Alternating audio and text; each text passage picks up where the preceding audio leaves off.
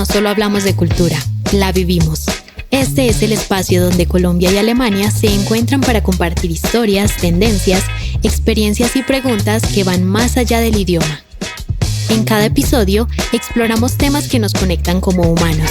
Y lo mejor, lo hacemos de la mano de invitados que tienen mucho por contar. Bienvenidos a Boardful, un podcast lleno de palabra. Dale play y acompáñanos en esta aventura cultural. Bienvenidas y bienvenidos a Boardful Podcast.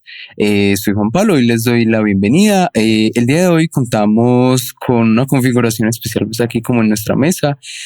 Además de Sebastián Tobón, pues ya lo conocerán de otros episodios, contamos con la presencia de Esteban Rodríguez. Él es magíster en filosofía de la Universidad de Antioquia, politólogo de la Universidad de Medellín y actualmente se desempeña como profesor de filosofía en la Universidad de Antioquia.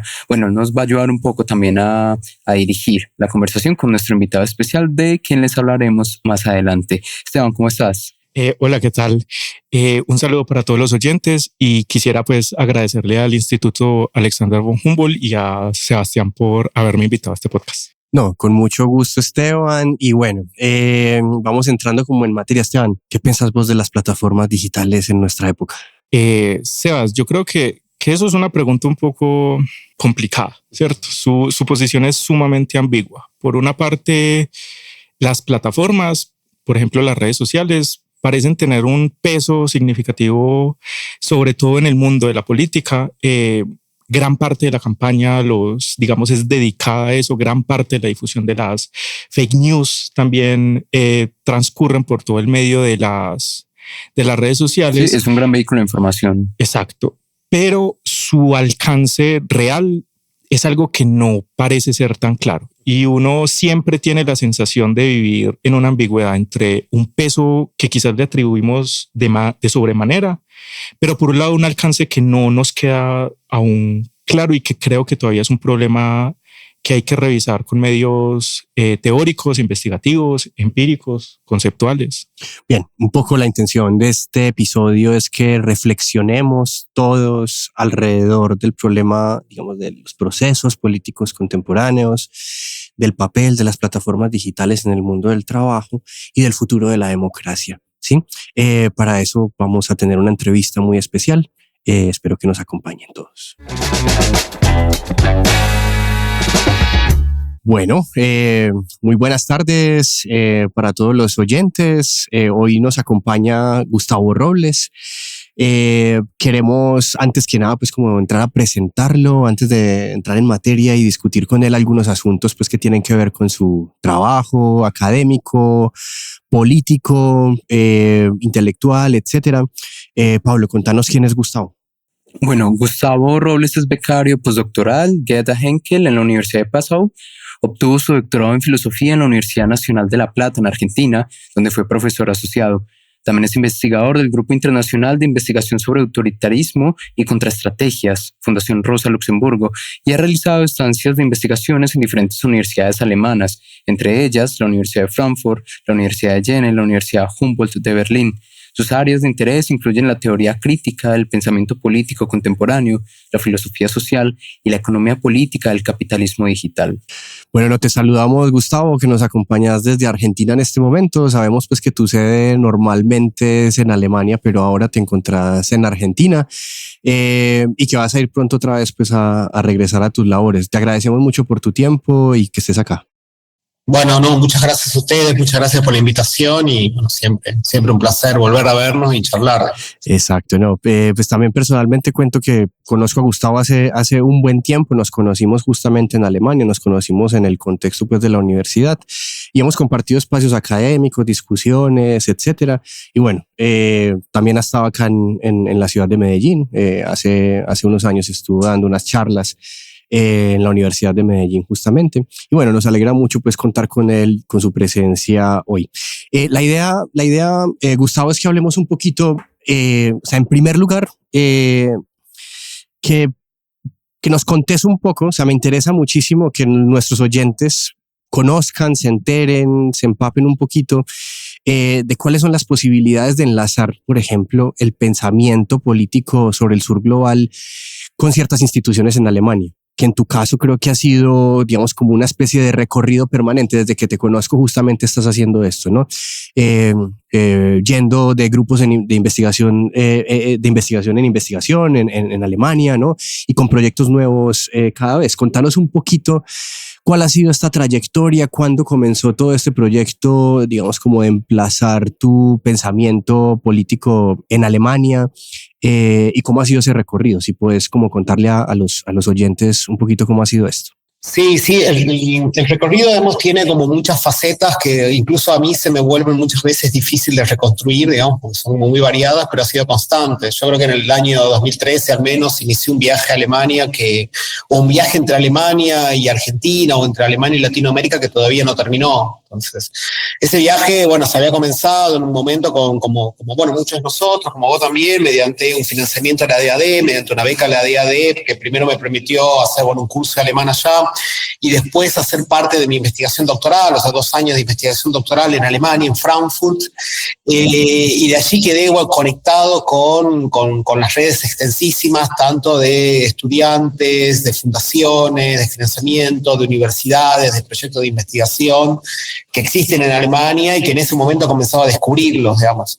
Yo terminé mi doctorado, me volví a Argentina, comencé también una labor allá como profesor en la Universidad de La Plata, como investigador también ahí, y por cuestiones también familiares, pero bueno, más que nada por cuestiones, digamos, familiares, volví a Alemania. Yo había conocido una persona, digamos, me había formado una pareja en ese momento, y volví a Alemania y me reinserté en otras redes académicas, pero también en redes políticas que existen en Alemania. Digamos, esa segunda vuelta a Alemania para mí significó no solamente entablar una relación en términos de un proyecto de investigación o de estancia de investigación, sino como empezar a descubrir otro mundo, digamos, de fundaciones, de organizaciones, de espacios culturales, investigativos, políticos, sindicales, en muchos casos también, que me abrió las puertas un poco al proyecto que estoy llevando a cabo hoy, a lo que estoy haciendo hoy. Yo comencé en ese momento a trabajar para la Fundación Rosa Luxemburgo, digamos, tuve durante muchos años, durante casi toda mi vida en Argentina, también paralelamente a mi proyecto académico, proyectos políticos como activistas políticos en espacios de derechos humanos, en espacios de trabajo de la organización del trabajo. Entonces la Fundación Rosa Luxemburgo me permitió en un momento integrar un grupo de investigación sobre autoritarismo y contraestrategia que trataba de pensar un poco estos fenómenos, de los cuales podemos hablar un poco más tarde, de crisis de la democracia, desdemocratización, autoritarismo, violencia, etcétera, del sur global, y tratar de ver cómo no solamente se lo puede estudiar o comprender, sino también activar o generar acciones, digamos, de resistencias, de contraestrategias, alternativas políticas. Entonces ahí ese espacio me sirvió muchísimo a mí para lograr cristalizar o de alguna manera intentar síntesis entre lo que yo venía investigando y lo que yo venía haciendo, digamos, como práctica política. Y bueno, de ahí de la Fundación Rosa Luxemburgo también me vinculé con el Sindicato Verdi, trabajé, digamos, en procesos de organización de trabajadores latinoamericanos precarizados en Berlín.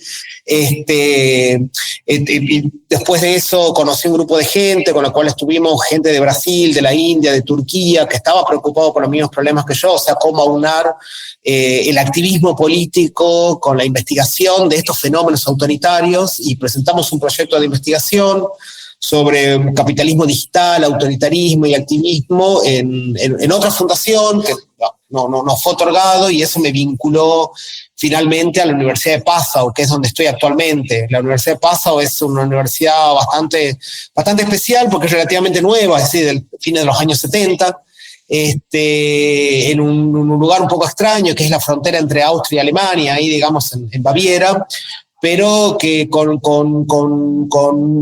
no sé, con muchas energías adentro, o sea, con muchas ganas de generar cosas, de generar espacios de pensamiento, de darle oportunidad y darle como ambiente a este tipo de trabajos que juntan lo político con lo intelectual, digamos. Entonces es un ambiente que, si bien no tiene las luces de, no sé, ciudades como Berlín o Múnich o Hamburg o Frankfurt, tiene un ambiente muy receptivo a este tipo de innovación o a este tipo de proyectos, digamos. Ajá.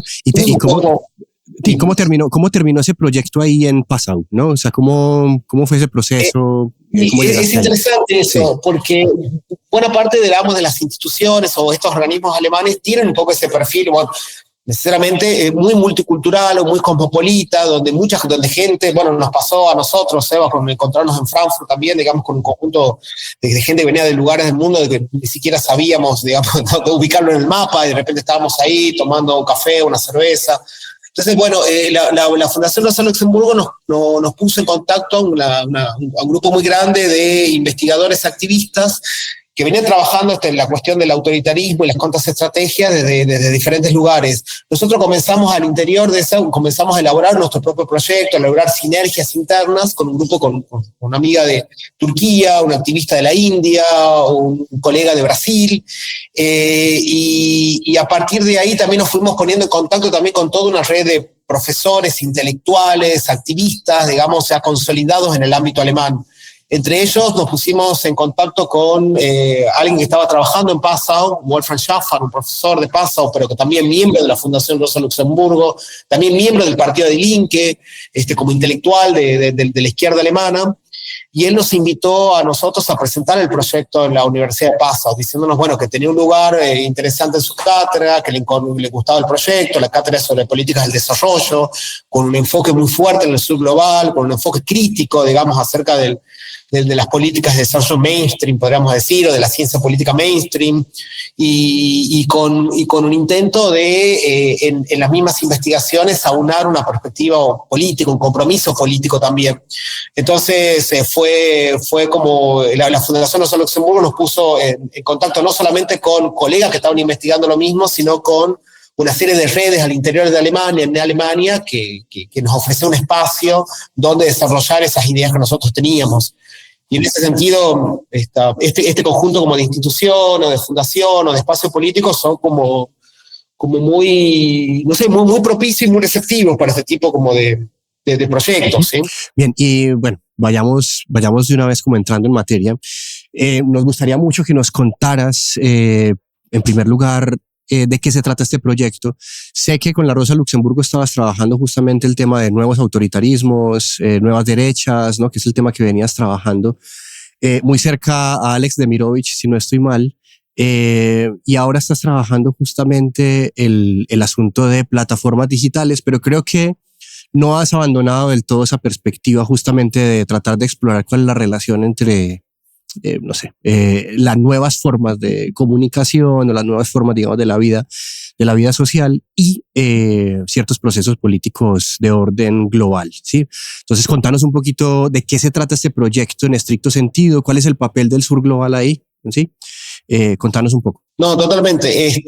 Sí, yo comencé a trabajar este proyecto, sí, tal vez hace 5 o 6 años. Ahora estoy tratando tal vez para el año que viene, darle la forma de un libro ya que logre sintetizar todas las líneas. Y un poco la hipótesis que dirige el proyecto, que es tal vez una hipótesis por la negativa, digamos, es que este renombrado giro autoritario, o este renombrado, tan mentada crisis de la democracia, digamos, como queramos llamarle, o ascenso de las nuevas derechas, no es un fenómeno meramente político. O sea, no se puede explicar simplemente mediante las categorías tradicionales de la ciencia política o, digamos, acerca de, la configuración del espacio político, las relaciones institucionales, las fuerzas en pugna, las fuerzas políticas o electorales en pugna, o incluso a nivel de las narrativas presentes en la opinión pública, digamos, a nivel de un análisis de las ideologías, sino que abarca procesos que van más allá de lo político y que responde a una serie de transformaciones, una serie de cambios, de mutaciones que son antropológicas, que son tecnopolíticas, que son tecnológicas, que son económicas, que son emocionales, que son que atañen justamente a la forma en que nosotros nos construimos como individuos, o sea, atañen nuestra propia subjetividad, que no pueden ser reducidas, digamos, al ámbito político. Entonces, un poco la idea de mi proyecto es tratar de explorar estas múltiples dimensiones de esta crisis de las democracias. Este conjunto de transformaciones yo lo referencio muy concretamente a un régimen de historicidad que apareció hacia fines de los años 70, ¿sí? Una transformación que se produjo en los años 70, que podríamos llamarle, a algunos les gusta más o menos el nombre, pero lo podemos llamar neoliberalismo, ¿sí? Y ese régimen de historicidad o esa racionalidad política, social, digamos, que ha configurado todas las sociedades del globo, tanto la del norte global como la del sur global, con idiosincrasias y particulares propias, ha entrado en crisis. Ha entrado en crisis en el año, no sé, podríamos ponerle la crisis del 2008, la crisis del 2009, la gran crisis financiera global, como tal vez el momento donde podríamos nombrar, si que queremos hacer una cronología, una suerte de crisis del neoliberalismo.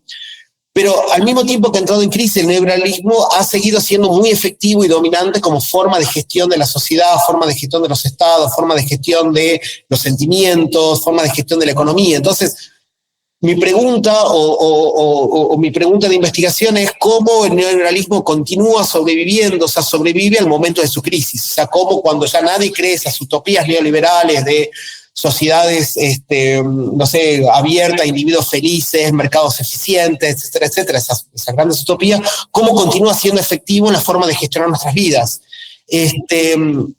Y me parece que esa pregunta va más allá o apunta a más allá del ámbito de la explicación politicista, digamos, que se reduce al ámbito de partidos políticos, candidatos, estrategias electorales o agendas políticas en una coyuntura particular. Entonces, mi proyecto se inscribe dentro de esta gran pregunta.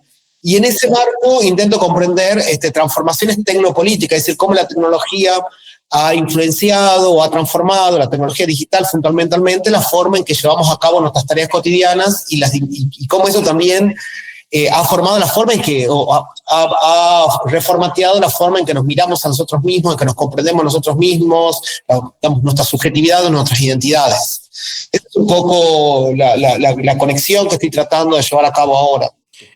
Hola, Gustavo. Gustavo, yo tendría una pregunta en relación justamente con eso. En primer lugar, si podrías un poco profundizar sobre este concepto de neoliberalismo y sobre todo porque, digamos, en el texto un poco aparece que uno de los conceptos centrales que manejas de forma crítica es el concepto de libertad. Y parece que esta nueva forma de reivindicación de libertad en el neoliberalismo conduce a esas nuevas formas de autoritarismo. Entonces, la pregunta mía sería, ¿cómo es posible que un concepto como el de libertad, que al menos desde el sentido común parece ser justo lo contrario al autoritarismo, conduzca a nuevas formas de autoritarismo?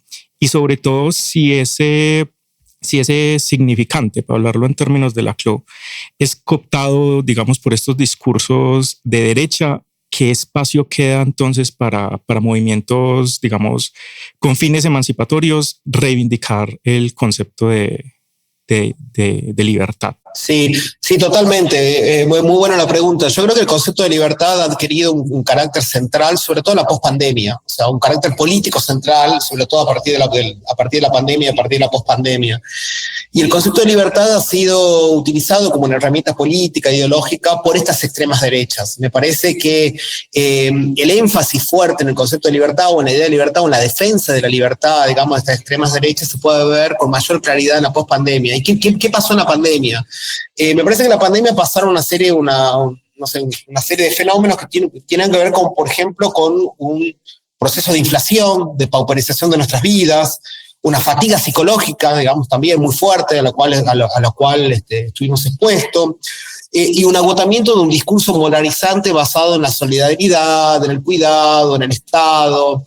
Por otro lado, en la pandemia también hubo una especie de declive de las capacidades simbólicas del Estado, o sea, del Estado y las instituciones ligadas al cuidado, no sé, la Organización Mundial de la Salud, los estados, los ministerios de salud, el discurso médico, etcétera, etcétera. Eso ha creado un combo ideológico, ha creado, digamos, una suerte de cóctel ideológico en el que el discurso de la libertad o la idea de libertad fue acentuado en su sentido más privatista, negativo e individualista. Es decir, la libertad comenzó a ser entendida como la libertad de no ser, de no atenerme a medidas de cuidado, de no ser regulado, la libertad de hacer lo que yo quiera, o la libertad, digamos, de que ningún tipo de fricción, regulación, institución, saber se imponga mi capricho, o sea, se interponga en el libre desarrollo de mi capricho. Ese sentido de libertad, digamos, fue muy fuerte durante la pandemia, en algunos casos incluso, digamos, con cierto contenido de verdad, ¿no? Pero movilizaciones antimedidas sanitarias, una serie de movilizaciones que surgieron, por ejemplo, en Alemania muy fuerte con los Querdenken, pero también en Latinoamérica, no sé, yo creo que el mileísmo en Argentina es incomprensible sin esas movilizaciones que surgieron en el año 2020 y 2021 en plena pandemia. Creo que el giro también libertario de la derecha norteamericana, digamos, que diferencia este Trump del primer Trump, donde el concepto de libertad y de libertarianismo es mucho más presente, también son impensables sin esa moralización que surgió durante la pandemia. Entonces, creo que se va viendo en diferentes lugares. Hicieron que este concepto de libertad pasara al centro de la escena y fuera acogido por la derecha. Y me parece que hay otro fenómeno interesante que pasó durante la pandemia, que es que generalmente la izquierda, y esto me parece a lo que voy iba, donde nosotros, la izquierda estamos siempre, digamos, de alguna manera somos como escépticos y críticos y reticentes al control, a la vigilancia, al Estado. En ese momento estuvimos a favor de los mecanismos de cuidado, de los mecanismos, digamos, de alguna manera de decir, digamos, de control sanitario, mientras que la derecha, que históricamente estaba, digamos, del lado de la vigilancia, del control, del Estado fuerte, etcétera, etcétera, salieron a marchar en contra, digamos, del intervencionismo estatal. Entonces hubo una especie de transmutación ideológica interesante, digamos, donde fue la derecha la que quedó defendiendo una idea privatista, individualista, y negativa de libertad, y la izquierda quedó un poco entrampada en la defensa de un Estado que se había mostrado en ese momento, que se sigue mostrando en crisis o incompetente o con dificultades para hacer frente a ese nuevo papel político o a esa nueva emergencia global que surgía. Entonces me parece que este significado de la libertad es muy interesante y puede ser historizado. O sea, es muy interesante porque no solamente el neoliberalismo defiende una idea privativa de libertad, sino que la pandemia reconfiguró los ordenamientos ideológicos, el contexto ideológico, y permitió que esta idea de libertad fuera asumida por la extrema derecha con mayor vehemencia y mayor violencia de lo que lo había sido previamente. Eso me parece como ciertos elementos a tener en cuenta. Uh-huh. Sí, ¿y cuál es el papel ahí, por ejemplo, o qué papel pudo jugar en ese momento las redes sociales, por ejemplo, o las plataformas digitales, ¿no? ¿Qué crees? O sea, en su momento, en términos de información, en términos de cómo fluía en general el conocimiento dentro de la sociedad, ¿cómo tuvo que ver eso en esa redistribución de los roles ideológicos de las que estás hablando, remitido a la pandemia? Totalmente. Yo creo que eso se produjo en medio de un proceso de transformación de la forma de comunicarse en redes sociales, la forma de comunicarse en las plataformas digitales. O sea, estas plataformas digitales habían comenzado, no son nuevas, no surgen en el año 2006, 2007, pero se expande el capitalismo de plataforma, podemos decir que surge ahí. Comienzan a surgir en los años 90, incluso en la primera década de este siglo, tenían un cierto trasfondo utópico, digamos, o sea, había cierto optimismo político con respecto a las capacidades transformadoras de estas plataformas y estas redes sociales. La idea de que los podíamos juntar para salir a protestar, no sé, yo pienso en la primavera árabe, pienso en el potencial que tuvieron estas plataformas, por ejemplo, en la protesta de Chile hacia el año 2011. Recuerdo haber leído estos textos, digamos, de Toni Negri, de Lazzarato, acerca del potencial emancipador, democrático, antijerárquico, antiburocrático, antivigilancia que tenían estas plataformas políticas, estas plataformas digitales, digamos, a fines de los años 90 y comienzo de la primera década. Pero cuando surge la pandemia, este proceso ya había acabado. O sea, ese optimismo que teníamos como, digamos, de las redes digitales como herramientas de lucha antijerárquicas y antiburocráticas y pro-democratizadoras, nos comenzamos a dar cuenta de que se había llenado de contenidos cargados, de discursos cargados de odio, de discriminación, que había permitido que esos discursos circulen, fluyan, se potencien, se identifiquen, sin ningún sentido de la responsabilidad, sin la necesidad de dar cuenta de quién los emitía, de cuáles eran sus consecuencias, de hasta dónde podían llegar. Entonces esas mismas redes sociales habían sufrido un proceso de transformación. Cuando llega la pandemia, esa transformación ya estaba en pleno camino. O sea, ese potencial emancipador que había tenido Internet, que habíamos visto, no sé, en la primavera árabe, en las revueltas de Chile, en Occupy Wall Street, etcétera, etcétera, se había convertido en comunidades cargadas de odio. Es muy interesante, por ejemplo, observar ese proceso en una plataforma como 4chan. Hay un documental muy, muy, muy bueno de Netflix acerca de cómo 4chan fue creada, ideada por ciertos tecno-utopistas que creían esta idea, digamos, casi hippie, digamos, o antiburocrática de generar lazos sociales homogéneos, desprovistos de jerarquías, y que paulatinamente, hacia el año 2008, 2009, 2010, más adelante incluso, había comenzado a ser invadidas por no sé, discursos cargados de resentimiento sin ningún tipo de compromiso afectivo, sin ningún tipo de responsabilización, y que fueron esos discursos los que hegemonizaron los contenidos y no ese utopismo o ese optimismo primitivo, digamos, con el cual han estado. Entonces, me parece que hay que comprender esa transformación de las redes digitales también. Sí. Gustavo, yo te quería preguntar, sobre todo, volviendo pues a la pregunta de Sebastián, sobre los alcances de las redes sociales, ¿cierto? Y sobre todo sobre sus alcances ideológicos. Saliéndome un poco como del texto, ¿cierto? Una de las tesis que sobre todo sostienen, por ejemplo, Adorno y Horkheimer en el capítulo sobre la industria cultural, en Dialéctica de la Ilustración, es el hecho de que la ideología parece que es algo que ya no se toma en serio, ¿cierto? Ya no es algo que por sí mismo sea suficiente como para, digamos, generar la confianza de las masas, sino que eso parece residir en algo diferente. Y un poco... esa misma tesis me resonaba en el texto tuyo cuando mencionabas que hay cierto discurso que reivindica la libertad, ¿cierto? La libertad de ser tu propio jefe, de ser emprendedor, ¿cierto? Un poco incluso citabas al CEO de Uber, mencionando pues que las personas escogen trabajar por Uber pues porque ellos quieren ser sus propios jefes. Pero al mismo tiempo, en las entrevistas y en los testimonios pues que recogías, también mostrabas que por mucho que la gente se someta a ese régimen, incluso por mucho que ellos incluso terminen votando por candidatos como Milei, ellos no terminaban como de, por decirlo así, tragarse entero ese discurso, ¿cierto? Como que no se lo creían del todo, como que hay una distancia entre lo que ellos creen y lo que el discurso les propone. Entonces, sí me preguntaba sobre los alcances de las redes sociales en esos términos. Esteban, discúlpame, Gustavo, esto que dices me parece muy interesante, pensando también en el caso de, diferentes métricas que se intentaron obtener, por ejemplo, el impacto de los memes, ¿cierto? Que los memes igual se generan como una especie de metanarrativa, eso es tremendo. En las elecciones de Estados Unidos, si no estoy mal, las de 2016. Y también, por ejemplo, cómo las redes sociales han posibilitado diferentes nichos digitales como tribus urbanas, cuyo escenario ya no es como la presencialidad, sino que solo se mueven por redes, pensando, por ejemplo, en 4chan, a través de movimientos, no sé, como los incels, pues, que han tomado muchas fuerzas, que de hecho esta comunidad de alguna manera también ha potenciado el surgimiento de estas nuevas derechas, de algún modo. Sí, totalmente. Eso me parece un fenómeno muy propio. Muchas veces se habla un poco este concepto fascismo que vuelve una y otra vez, digamos, acerca, bueno, ¿es adecuado o no? Yo no sé si es adecuado o no, pero me parece que seguir explorando ahí ilumina cosas y el hecho de que vuelva refleja un trauma, o sea, es síntoma de algo. El hecho de que no podamos evitar y que todo el tiempo lo estemos discutiendo es síntoma de algo, y ese síntoma hay que tomarlo en serio. Y me parece que uno de las analogías o desanalogías, digamos, más interesantes con el fascismo clásico tiene un poco que ver con este estatuto casi irónico, escéptico, cínico de la ideología.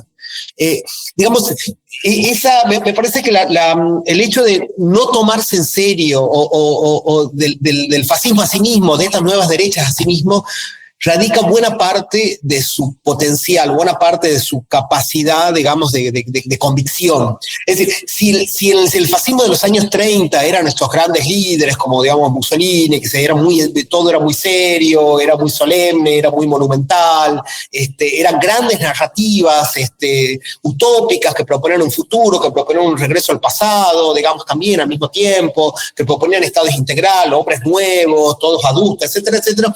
Este fascismo o estas nuevas derechas emergen en un mundo poshegemónico o posutópico. O sea, poshegemónico en sentido de que hay un vacío de referencias ideológicas estables y un vacío de formas organizativas estables. esas grandes instituciones que habían organizado nuestra vida, no sé, sindicato, el Estado, la nación, la clase, desaparecen y se fragmentan. Esas grandes narrativas, esas grandes ideologías, digamos que por lo menos buena parte del siglo XX le habían dado sentido a la forma en que pensamos, socialismo, liberalismo, comunismo, fascismo incluso, se vuelven, o valores como, no sé, la moral, etcétera, etcétera, se vuelven como difusos, fragmentados, inestables. Entonces, vivimos en un mundo, digamos, casi poshegemónico, donde es imposible encontrar identidades estables, perdurables, narrativas fijas, que logren congeniar o que logren establecer cierta hegemonía, es decir, hegemonía que logren ser afirmadas y sentidas por la amplia mayoría de las personas. Hay un sentido, digamos, básico de hegemonía. Ahora, en ese sentido, estas nuevas narrativas, estas nuevas derechas que no apelan a los grandes tratados, sino al meme, no apelan, digamos, a los grandes debates, sino al troleo, forman parte de ese mundo de identidades fluidas o de identidades inestables, digamos. Casi podemos hablar de, no sé, una especie de fascismo cosplay, de fascismo irónico, cínico, que juega, que dice las cosas pero que no se las toma muy en serio. No sé, yo pienso, por ejemplo, incluso que juega en los límites, que juega en los bordes. Me parece como un ejemplo fantástico de esto, la imagen de Elon Musk cuando fue el ascenso de Trump haciendo el saludo fascista. Entonces uno no sabe si eso fue un saludo fascista, fue un juego, fue una provocación, fue una ironía, se le escapó, y él jugó un poco con eso. Entonces, digamos, no fue un saludo fascista como lo podía haber hecho Mussolini en el año 30, pero no dejó de serlo al mismo tiempo. Entonces siempre quedamos como en esta ambigüedad, digamos, donde estos mismos fascistas juegan a ser fascistas, y en ese jugar a ser fascista, en esa ironía, en ese no tomarse en serio incluso a sí mismo, radica su capacidad de convicción y su capacidad de movilización. Entonces, me parece que también expresan muy bien este contexto post-utópico, post-ideológico, o de formas de referencias ideológicas y organizativas frágiles e inestables. Es decir, el jugar consigo mismo, al mismo tiempo no tomarse en serio a sí mismo, el que cuando sean atacados salir por otro y decir, no, bueno, yo no dije eso, pero al mismo tiempo decirlo. Esa significación casi que ya no es megalómana, sino que es casi como una farsa. Es como dice Marx, digamos, la historia se repite dos veces, primero como una tragedia y después como una farsa. Bueno, yo diría, la historia ahora se repite dos veces. Si el fascismo se repitió, digamos, como una tragedia, ahora se repite casi como un cosplay, digamos. Entonces, como una farsa. Entonces me parece que esa capacidad de humor, de ironía, de no tomarse en serio, que son esenciales o están en el corazón de las redes sociales, forma parte también de la forma en que no solamente que se comunica el discurso de las extremas derechas, sino la forma en que las extremas derechas se presentan a sí mismas. Y bueno, yo creo que igual ese proceso de crisis de libertad del que ya has hablado un poco, digamos, no solamente, digamos, transmite una especie de correlato ideológico, sino que al mismo tiempo pues digamos, tiene asiento en las relaciones materiales concretas, ¿no? Y yo creo que en gran parte de la responsabilidad justamente de esta desintegración de la noción de libertad de nuestras sociedades tiene que ver con el mundo del trabajo y la desintegración de las condiciones laborales. Yo creo que la psicología del trabajador contemporáneo justamente está dispuesta, está muy madura justamente para adoptar estas formas tan irónicas de la libertad o estas formas tan juguetonas de asumir la política, etcétera.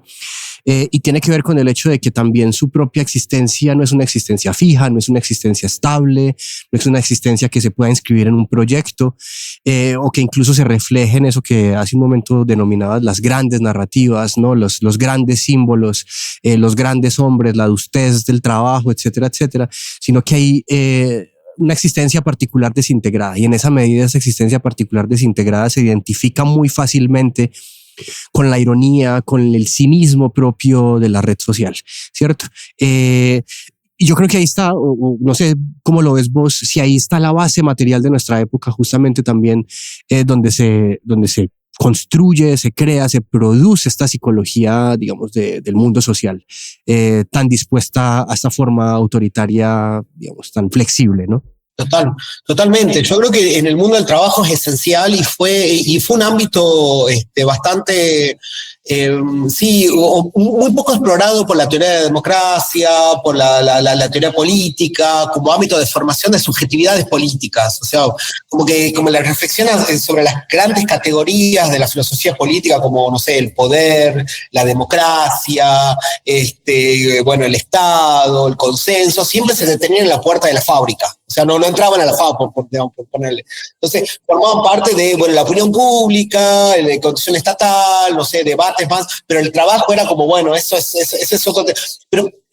Pero esto fue un error muy grande porque no solamente pasamos la mayor parte de nuestro tiempo trabajando, de una forma u otra, ¿sí? Sino que construimos también nuestros patrones de, dignidad, de reconocimiento, de autovaloración en función de lo que hacemos para ganarnos la vida. O sea, buena parte de cómo la autoestima que tenemos tiene que ver con cómo nos ganamos la vida, o sea, cómo reproducimos nuestra existencia cotidiana, digamos, cómo llegamos a fin de mes, cómo pagamos nuestras cuentas, etc., cosas así básicas. Entonces, me parece que volver a tomar el trabajo como eje, como forma, no diría como eje único, pero sí como elemento indispensable para pensar la política, para pensar lo que la filosofía política quiere pensar, poder, consenso, la democracia, etcétera, etcétera, es fundamental hoy en día. Y yo creo que esta observación que hacías vos, Eva, me parece bastante pertinente acerca de que en el mundo del trabajo se produjo en los últimos años, pero con mayor aceleración cada vez más, un proceso de fragmentación de las identidades, de fragmentación de las narrativas, de fragmentación de las biografías. No sé, yo tengo un padre que él fue trabajador telefónico durante toda su vida, y toda su vida trabajó para una empresa telefónica, era reparador de teléfono, digamos, clase trabajadora. Y me acordaba el otro día del orgullo con el cual hablaba del oficio de los telefónicos, o sea, nosotros, los sindicatos de los telefónicos, los trabajadores telefónicos. Y yo pensaba, para mí, establecer esa identificación con una institución, en este caso la empresa con la cual él había trabajado toda su vida, es impensable. O sea, pasé por diferentes instituciones, por diferentes trabajos, por diferentes becas, por diferentes espacios, donde no solamente la identificación sería impensable, sino reconstruir una biografía se me vuelve muy complicada, digamos, se vuelve muy complicado. Y creo que eso nos pasa a la mayor parte de nuestra generación y con mayor agudeza a las generaciones más jóvenes. Entonces, esa desidentificación con las instituciones, esa desidentificación con la cultura, o incluso la desidentificación de comprenderse uno mismo como trabajador. O sea, yo soy en todo caso una persona que escribe, yo soy en todo caso un cantante que hace changas, que hace como trabajos esporádicos, pero en un trabajador, esa desidentificación de uno mismo como trabajador ha tenido consecuencias políticas y ha tenido, digamos, también consecuencias en esta forma en donde establecemos identidades políticas a largo plazo. Si yo no puedo establecer una identidad laboral en el corto plazo, en mi día a día, es muy difícil que pueda establecer una identidad política a largo plazo, o es muy difícil que pueda encontrar una resonancia, una identidad, digamos, que pueda encontrar, digamos, un discurso estable en el cual creer y por el cual luchar o en el cual involucrarme, digamos. Y eso me parece que es un gran desafío, o sea, cómo la política o cómo los discursos políticos, ¿sí?, democráticos, de izquierda, progresistas, etcétera, etcétera, interpelan estas nuevas subjetividades o interpelan estas subjetividades fragmentadas cuya para las cuales encontrar identificación, encontrarles lazos de confianza, encontrar la posibilidad de involucrarse en proyectos a largo plazo, se vuelve cada vez más alejado de su experiencia cotidiana. Me parece que ese es un gran desafío. O sea, cómo producir identificaciones en el momento en donde la desidentificación precarizada, fragmentada, digamos, del mundo laboral, es lo que prima. Entonces, eso me parece que es uno de los grandes desafíos políticos. Sí, y sobre todo porque la estructura productiva, ¿cierto?, del presente se ha transformado para recibir, digamos, este tipo de subjetividad fragmentada, ¿no? Es decir, el mundo del trabajo, y pues ahí entramos como lentamente en el tema justamente de tu investigación, que es el tema de las plataformas y las plataformas digitales y el mundo del trabajo en las plataformas digitales. De alguna manera, lo que permiten estas plataformas digitales es que esa subjetividad desintegrada o esa individualidad sin biografía de la que hablabas hace un momento, digamos, pueda de alguna manera encontrar una especie de asidero, pero que es un asidero, si uno se pone a ver, muy superficial, tanto así que ninguno de estos trabajadores logra tener un compromiso real con ninguna de las empresas en las que trabajan, ¿no? O sea, todos hemos montado en el carro en el que al mismo tiempo tiene todas las plataformas activadas y trabaja para todas las empresas a la vez, ¿no? Es como una especie de trabajador universal, ¿sí? Que no se vincula con nada, pero que al mismo tiempo está sometido a la lógica laboral, a la lógica productiva, ¿no? Totalmente. Y en ese sentido, digamos, yo no digo que tener una identificación con la empresa sea bueno, no lo es, pero sí una identificación con el ser del trabajador, digamos. Pero al mismo tiempo, por ejemplo, en mis trabajos empíricos, yo encontraba que si bien no había una identificación con la empresa, estos trabajadores precarizados, yo trabajé con trabajadores de Uber, de Pedido Ya, de Rappi. Si bien no había una identificación con la empresa, tampoco había una crítica a la empresa en cuanto tal. Es decir, las condiciones de precarización, sus condiciones, digamos, de pauperización, su desprotección laboral, los ritmos flexibles de tiempo, los mecanismos algorítmicos de control, etcétera, etcétera, no eran atribuidos a la empresa. Entonces, lo que permite, me parece, este nuevo capitalismo de plataforma es una suerte de invisibilización del lado empresarial, invisibilización del lado del capital. Es decir, la izquierda, o desde el marxismo, comprendemos que para que surja una confrontación política es necesario visibilizar la contradicción entre capital y trabajo. ¿Qué dice Marx? Cuando los trabajadores se encuentran todos juntos, lo que produce el industrialismo es que metan una cantidad enorme de trabajadores en una fábrica que comienzan a encontrarse, a socializarse, a compartir sus penurias, a compartir su pena, se dan cuenta de que el capitalista que está ahí es quien los explota, que ellos trabajen y no reciben, digamos, una justa retribución, etc. Y surge una protesta, un proceso revolucionario, un proceso de sindicalización o lo que sea, digamos. Ahora, ¿qué sucede? Y esto me parece que es lo novedoso del capitalismo de plataforma en el ámbito del trabajo, cuando no sé quién me está explotando, cuando no veo a mi supervisor, cuando no sé quién es mi jefe, cuando no sé quién es el capital. Entonces, una de las cosas que tiene el capitalismo de plataforma no es solamente que precariza más, sino que invisibiliza a quien está precarizando.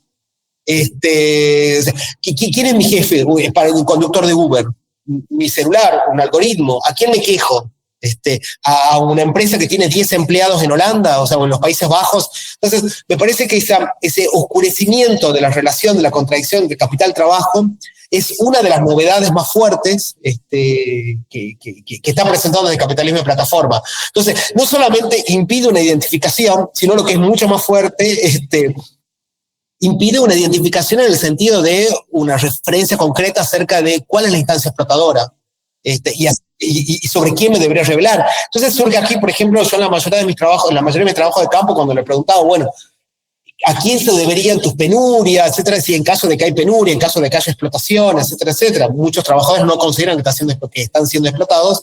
Entonces, la referencia era, bueno, a la política, al Estado, a la policía que no me cuida, etcétera, etcétera. Pero la empresa era algo que quedaba completamente por fuera del horizonte de sus críticas. Y no me parece extraño, la empresa para estos chicos de Pedido Ya o Uber es nada más que una campera o una aplicación en su celular, digamos, no una referencia concreta. Entonces, eso me parece que es una novedad de este nuevo capitalismo de plataforma, ese oscurecimiento o esa invisibilización de la contradicción fundamental entre la supervisión y la ejecución, o para ponerlo en términos más marxistas, entre capital y trabajo. Uh-huh. Y en ese sentido, también tiene que ver el hecho de que el trabajador justifica esta realización del trabajo bajo los conceptos de libertad, por ejemplo, ¿no? Que es uno de los fenómenos justamente que se agudizaron con mucha más claridad después de pandemia, ¿no? La búsqueda, por ejemplo, del teletrabajo, de aislarse de la empresa, de no tener un lugar al que asistir, de no estar sometido a la vigilancia del trabajador de alguna manera, y la justificación de este deseo a través de, es que yo quiero ser más libre, yo quiero trabajar de una forma más libre, quiero ser más flexible, etcétera. Y ahí desaparece por completo la sombra del empleador, ¿no? Del capitalista, ¿no? Totalmente. Y esto de nosotros como adornianos, por ahí somos como, estamos más enamorados de estas cosas dialécticas, digamos.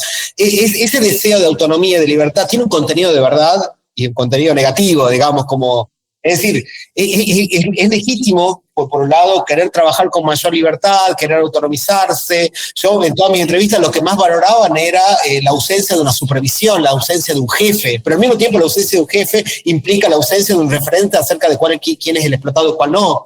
Por ejemplo, yo trabajé... tengo varias cosas. Yo trabajé en un proyecto de autoorganización de trabajadores en Berlín, de riders, y las protestas habían surgido, o sea, la protesta más grande que surgió en Berlín, surgieron a partir de unos latinoamericanos, surgió por una confrontación con los supervisores. O sea, una empresa llamada Gorillaz había puesto supervisores y la confrontación se dio entre los supervisores y los riders. ¿Qué hizo Gorillaz? Aplacó la protesta y sacó toda la instancia de supervisores. Punto. Ya no hay más contradicción, digamos. Ya no hay protesta, saqué los supervisores. Entonces, digo, por un lado, ¿pero qué pasó? Los reyes estaban contentos porque habían sacado a los supervisores que ya no tenían los ojos sobre la nuca de ellos, pero al mismo tiempo logró neutralizar la protesta. Entonces, hay un sentido dialéctico. Por otro lado, por ejemplo, sentido dialéctico en el sentido de que estas demandas de autonomía expresan autonomías reales y experiencias concretas de los trabajadores que son atendibles. Pero por el otro lado son la expresión de nuevas formas de control y de dominación. O sea, al mismo tiempo, digamos, la forma de control y dominación amplían los márgenes de autonomía. Esto es un poco lo que decía Foucault, digamos. El Foucault del nacimiento de la biopolítica decía, bueno, lo que hace el neoliberalismo es gobernar mediante la autonomía, producir libertades, producir autonomías, en donde el individuo tiene que activar, donde el individuo tiene que autogestionarse y gobernar y dominar a partir de esa producción de autonomía. Entonces, ya autonomía y poder no son cosas contradictorias, sino que funcionan dentro de la misma lógica. Y esto me parece interesante porque esa autonomía, perdón si voy muy,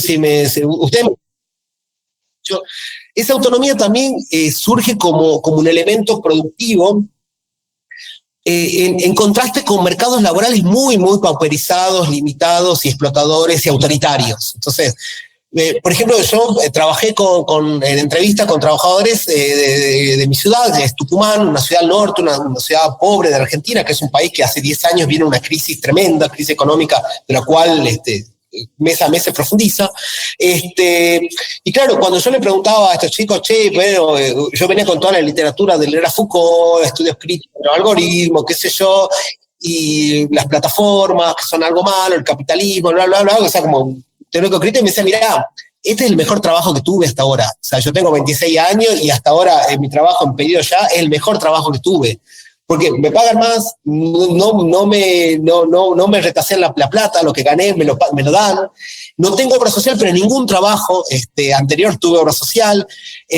No sé a quién protestar, pero en otro trabajo tenía un supervisor que me protestaba y que me quitaba la mitad de mi sueldo, que era tremendamente autoritario, que me trataba mal, etcétera, etcétera. Entonces digo, hay que comprender también esto, o esta desidentificación, esta autonomía neoliberal, dentro del contexto específico de en qué mercados laborales y en qué mercados o en qué contextos se insertan.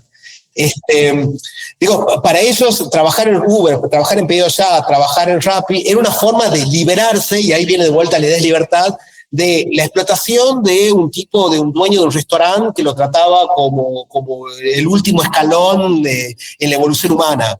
Escindirse de un contador que le robaba la mitad del sueldo con excusas absurdas.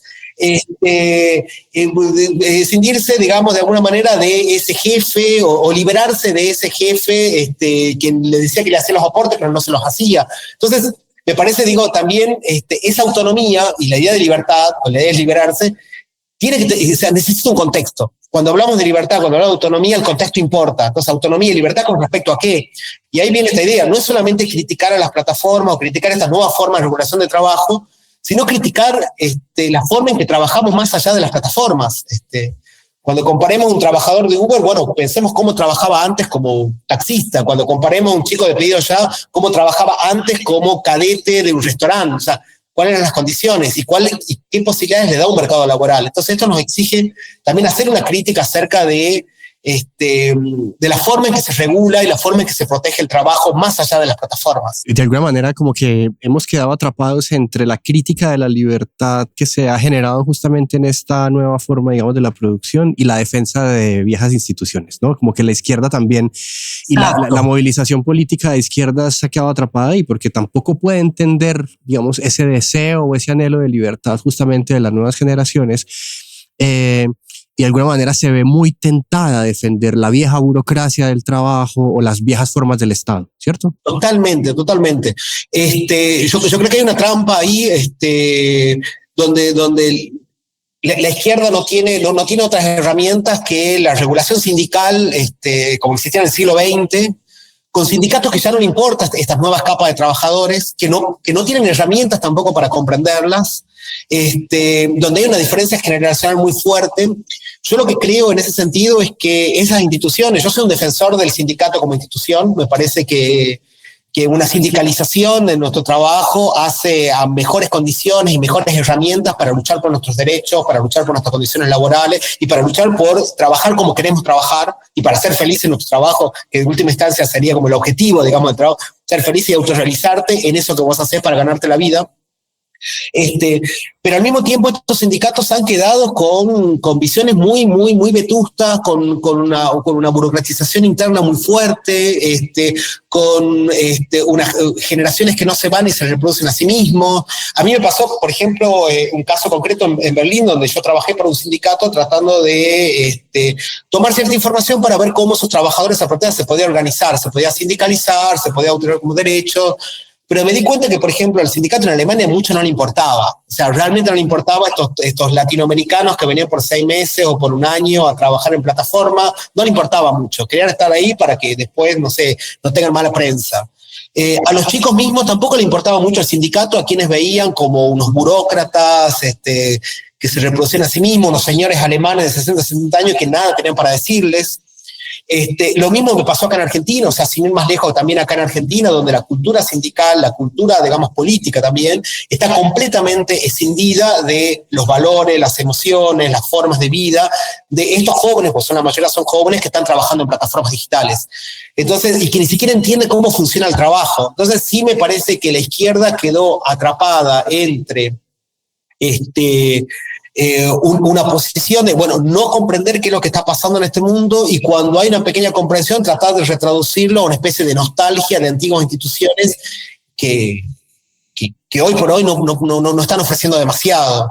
Gustavo, yo te quería preguntar, volviendo pues a la pregunta anterior, una de las cosas que a mí más me llamó la atención del texto fueron las entrevistas, y me gustaría si pudieras ahondar un poco en cómo fue la experiencia de hacer esas entrevistas y sobre todo cuál de todos esos testimonios te pareció quizás lo más determinante a la hora de formular tu propia interpretación teórica, ¿no? Sí, yo decidí hacer ese trabajo basado en algo que había pasado acá, que está al comienzo, digamos. Este trabajador de plataforma, joven de 25 años, de la periferia, que nunca había tenido un trabajo formal, se había convertido para buena parte de la opinión pública en el sujeto político de Milei. O sea, cuando hablábamos de quién es el votante prototípico de Milei, el votante prototípico de Milei no es el empresario multimillonario, el clase media aspiracional, la señora aristocrática, sino el votante prototípico de Milei, el más convencido, el que representaba,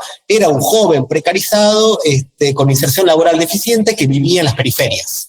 Básicamente esto, el chico que pedaleaba entregando pizzas, o sea, así. Y eso surgió, entonces yo me propuse como, vamos a preguntarle a estos chicos no solamente no por qué votaron a Milei, que no me interesaba. De hecho, todos los que entrevisté votaron a Milei y participaron en la campaña, o sea, como repartiendo votos, cosas así, no me interesaba, porque, sino de alguna manera, cómo construían su sensación de libertad, cómo se insertaban o qué valoraciones hacían de esa idea de libertad, no de la idea de libertad de Milei, sino de la idea de libertad propia, digamos, cómo iban construyendo una forma de autoestima, formas de autonomía en contextos laborales muy precarios. Yo tenía como cierto como bagaje o trabajo sindical, más en educación política, eso me permitió acercarme un poco. Otro poco fue acercarme a los lugares de trabajo de ellos, acompañarlos, incluso bajarme en la plataforma, hacer algunos recorridos, tratar de hacer un trabajo del cual yo no estoy preparado, que es el trabajo más etnográfico, pero no quise ser un antropólogo, pero sí acercarme, preguntar y dialogar. Esta fue un poco la idea. No por qué habían votado en Milei, sino de alguna manera cuál era su experiencia, o sea, cuál era la experiencia más concreta y pragmática de la libertad. Por eso el trabajo se llama Los sentidos de la libertad. Y una cosa que me pareció como muy interesante, es que, por un lado, el discurso del emprendedurismo, que siempre se habla, bueno, el neoliberalismo impuso un discurso emprendedor y ahora todas las subjetividades quieren ser emprendedoras, autónomos, quieren hacerse ricos como, no sé, como los personajes de las novelas de Ayn Rand, o como Mark Zuckerberg, o como Steve Jobs, etcétera, etcétera. Y yo lo que veía en todos estos chicos, había una idea de autonomía, pero que estaba muy alejado de este emprendedor que se hace multimillonario con una buena idea en el garage de su casa o al estilo de los personajes de Ayn Rand. O sea, era un emprendedorismo en todo caso resignado. Tipo, bueno, mira, a mí no me queda más que ser autónomo. No es la autonomía es algo que defiendo, que creo que se va a cambiar el mundo a partir de un sentido emprendedorista de la vida, etcétera, etcétera. Sino, mira, en este contexto muy limitado, donde no tengo muchas herramientas, donde no hay protecciones, donde el estado de bienestar no existe para mí, donde los derechos son cada vez más escasos, y un poco la autonomía o este emprendedorismo resignado es lo único que me queda. Entonces, esta idea de no tomarse tan en serio el discurso del emprendedor, estas nuevas subjetividades liberales, sino más que nada una especie de resignación. Y por otro lado, me llamó mucho la atención también cómo ese discurso emprendedor o ese discurso de emprendedorismo resignado estaba muy, muy en paralelo con un declive y una crisis muy fuerte del Estado, de las instituciones de protección social, de las instituciones de seguridad social, donde había casi un rechazo, un rechazo a esas instituciones, que no, había como al mismo tiempo que había una especie de emprendedorismo, se articulaba una suerte de crítica a un Estado fallido, una suerte de crítica a un Estado ausente, una suerte de rechazo y casi resentimiento contra un Estado que no había sido capaz de garantizar derechos, de garantizar, no sé, formas de contención social. Y en ese sentido, por ejemplo, me parece interesante, no sé, una señora, que fue una de las que yo entrevisté, Fátima. Esa señora, por cuestiones de la vida, así como mi papá le enseñó a andar en moto, la vecina también, pero eso me encontré ahí en la entrevista. Esa señora había sido profesora, ella fue la primera trabajadora mujer en Tucumán en estas aplicaciones. Ella tenía 54 años y había sido maestra de matemática durante muchos años, ¿sí?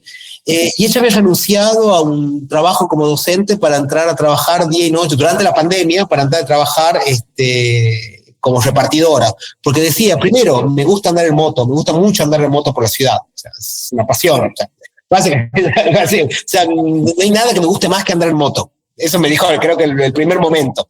Y segundo, también yo puedo controlar y puedo un poco guiar o tener cierto control acerca de lo que gano, ¿viste? Porque realmente, no sé, como docente estoy muy pauperizada, son estructuras burocráticas muy grandes, la posibilidad de manejar mis ingresos son cada vez más escasas. La Argentina, pensemos, tiene un contexto de inflación.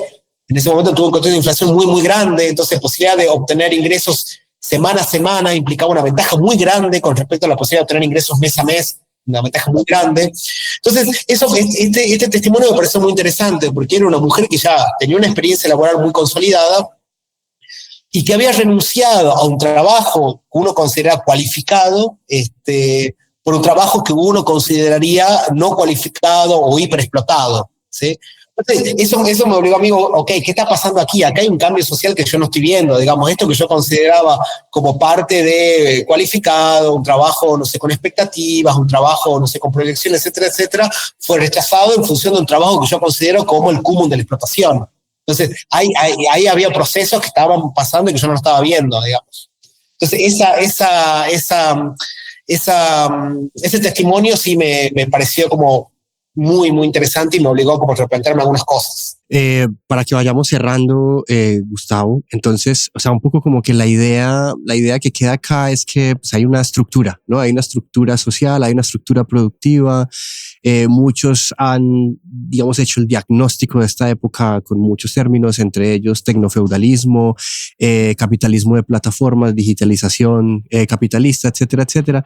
Y digamos, de alguna manera, todas estas subjetividades de las que hablamos se muestran impotentes ante, digamos, el elemento estructural del mundo del trabajo, y es el hecho de que hoy en día todos de alguna manera participamos obligatoriamente de estas instituciones o de estas plataformas para reproducir nuestra existencia, ¿no? Sea para el trabajo, sea para interactuar socialmente, etcétera, etcétera, ¿no? Y estamos obligados de alguna manera, ¿no? Digamos como que la ontología social de nuestra época se ha convertido en eso. Es allí donde nos movemos, es allí donde tenemos que vivir. Y bueno, de ahí la última pregunta que quisiera hacerte pues en esta entrevista es ¿qué perspectivas de transformación puedes vislumbrar, digamos, en este contexto, ¿sí? En el trabajo que has hecho con la gente, por ejemplo, en el contacto que has tenido con académicos de todo el mundo en Alemania, digamos, ¿cuál es el diálogo? ¿Cuál es la conversación? Sí. Yo en el momento actual, digamos, no tengo muchos motivos para ser optimista, en el sentido de que, bueno, nosotros venimos de una gran derrota en Argentina, no hay demasiados motivos. Pero al mismo tiempo, primero, por un lado, siento que estas nuevas derechas no están consolidadas, o sea, si bien son actores ya consolidados dentro del espacio político, no construyen hegemonía, porque siento que estamos en un mundo donde construir hegemonía es, te diría, casi utópico. Pueden ganar y perder elecciones, creo que salvo Orbán en Hungría, digamos, no hay nadie que se haya consolidado como un líder, no sé, Bolsonaro perdió, Trump perdió, volvió a ganar, hoy el apoyo a Milei volvió a caer, digamos, entonces me parece que no construye hegemonía. Ahora, que caigan y que pierdan elecciones, y eso es parte de mi hipótesis, no significa que el fenómeno no desaparezca, sino que va construyendo sentidos comunes, va regurgitando sentidos comunes. Entonces sí me parece, por un lado, eso, tratar de, no sé, salirse de la visión catastrofista diciendo, bueno, ya dominan el mundo, construyeron hegemonía, el mundo es una gran jaula fascista. No pasó eso. Pero también salirse del optimismo, bueno, pensar que porque uno ganó una elección o porque otro perdió una elección, ya el fenómeno pasó. Entonces sí, me parece que esos son como dos recomendaciones, no sé, de análisis político que haría. Por otro lado, me parece que es fundamental, y en este sentido el papel de las políticas públicas, el papel del Estado, pero también el papel de los movimientos sociales, el papel de los sindicatos, incluso el papel de las iglesias en punto, ¿sí? Es fundamental a tener o pensar y tratar de reconstruir las formas de reproducción social, o sea, las instancias de cuidado, las instancias de trabajo, la forma en cómo vivimos, digamos, las instancias educativas. Me parece que ahí hay un proceso de descomposición global que ha generado descontento, que ha generado malestares y que estas extremas derechas están canalizando.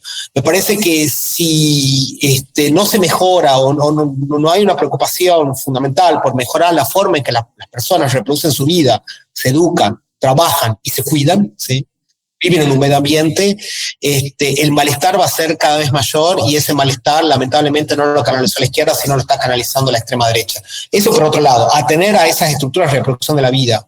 Y por otro lado, eso más en ámbito político, digamos, y más en un ámbito más militante, más cercano a mi experiencia, yo creo que estamos en un momento de defensa, en un momento defensivo, en un momento de resistencia, o sea, no estamos en una oleada de avanzada, y creo que la tarea política actual, al menos lo que propongo yo, es reconstruir las infraestructuras de militancia, reconstruir las infraestructuras de activismo, o sea, tratar de reconstruir esos espacios de liberación democrática, de diálogo, sea en nuestras universidades, sea en nuestros barrios, tratar de reconstruir esos espacios de educación popular, esos lugares donde nos juntamos y debatimos y pensamos y activamos proyectos. Entonces, eso me parece central. Y me parece central porque, no sé, ahora yo estoy en Argentina y bueno, y veo, hay una sangría de militancia muy fuerte, hay una desmoralización muy grande, hay una, no solamente porque perdimos una elección o porque se perdió una elección ante la extrema derecha, sino también porque, no sé, nuestros compañeros tienen que trabajar, tienen 2 o 3, 4 trabajos y para llegar a fin de mes. Entonces les es muy difícil una asamblea un sábado, les es muy difícil, no sé, compartir un grupo de lectura, les es muy difícil organizar un espacio de ayuda social en un barrio. Entonces, parece que en ese contexto de precarización y derrota, digamos, o de relativa derrota, ¿sí?, de derrota parcial, podríamos decir, es muy, muy importante, y creo que es la tarea actual, reconstruir infraestructuras de activismo, infraestructura de militancia, ya sea en nuestras universidades, ya sea, no sé, en nuestros barrios, en nuestros grupos, en los lugares donde estemos más implicados políticamente, tratar de no perder esa iniciativa y tratar de sostenerla en un contexto que es muy difícil. Eso es verdad, digamos, eso no va a plantear una alternativa socialista, pero sí plantea, o sea, por lo menos evita que esa desmoralización sea cada vez sea mayor, pero también plantea espacios para que en un futuro, digamos, o para que puedan ser utilizadas con fines críticos, emancipatorios o como plataformas de transformación. Pero me parece que esa es la tarea actual, o sea, reconstruir espacios, reconstruir infraestructuras de activismo. Gustavo, te agradecemos muchísimo por tu tiempo, por, digamos, esta visión, esta perspectiva pues, que nos has presentado de tu trabajo en Alemania, de cuál es el proyecto que estás llevando a cabo, del contenido de ese proyecto y que de alguna manera hayamos tenido esta conversación tan animada, que espero que la próxima vez la podamos tener personalmente, ojalá aquí, allá o en Alemania, donde sea. ¿Vale? En algún lugar, será hermoso. Sí. Vale, bueno, nos vemos, ¿vale? Gustavo, muchas gracias. Muchas gracias a ustedes. Placer, chao, que estén bien.